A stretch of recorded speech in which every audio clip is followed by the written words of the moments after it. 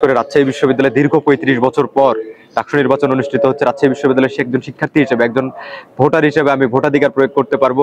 এই ক্ষেত্রে আমি অত্যন্ত নিজেকে সৌভাগ্যবান এবং আনন্দিত আমি। আর নির্বাচনের যে আচরণবিধির কথা আপনি বলছিলেন, আপনারা জানেন রাজশাহী বিশ্ববিদ্যালয়ে যে নির্বাচনী আচরণবিধি দিয়েছে, এটা হচ্ছে আসলে শুভঙ্করের ফাঁকি। এখানে আপনি চাইলেই অনেক কিছু করতে পারবেন। তো ফলে এই সুযোগটা নিয়ে অনেক প্যানেল দেখা গেছে তারা বিভিন্ন ধরনের কার্যক্রম এখানে পরিচালনা করছে। এটা রাজশাহী বিশ্ববিদ্যালয়ে কারোই অজানা নয়। আপনারা দেখেছেন টেস্টি ট্রিটের খাবার, কাউকে দাওয়াত দিয়ে খাওয়ানো, এটা করা ওটা করা, তো এগুলো করার চেষ্টা করা হয়েছে। আচরণবিধিতে তো এই জিনিসগুলো উল্লেখ নাই। তো তার মানে কি আচরণবিধিতে এই জিনিসটা উল্লেখ নাই, তাহলে কি কেউ টাকাতে ভোট কিনবে? এটা তো হইতে পারে না।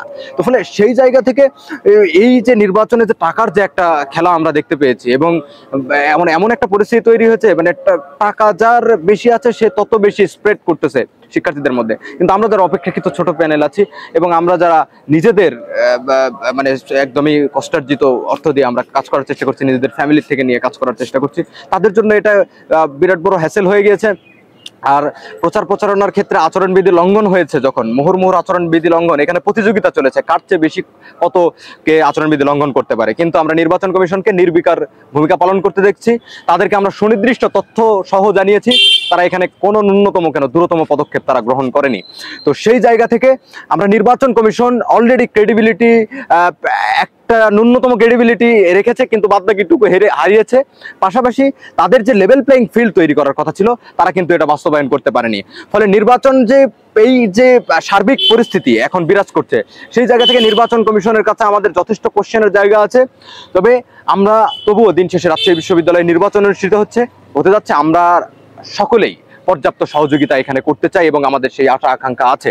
তবে নির্বাচন কমিশন এবং রাজশাহী বিশ্ববিদ্যালয় প্রশাসন এর উপর আমাদের উদাত্ত আহ্বান থাকবে যে রাজশাহী বিশ্ববিদ্যালয়ে এই নির্বাচন অনুষ্ঠিত হচ্ছে, আপনারা এটা ইনক্লুসিভ, ক্রেডিবিলিটি এবং সকলকে নিয়ে অংশগ্রহণমূলক একটি নির্বাচন অনুষ্ঠিত করতে আপনারা পর্যাপ্ত সহযোগিতা করবেন।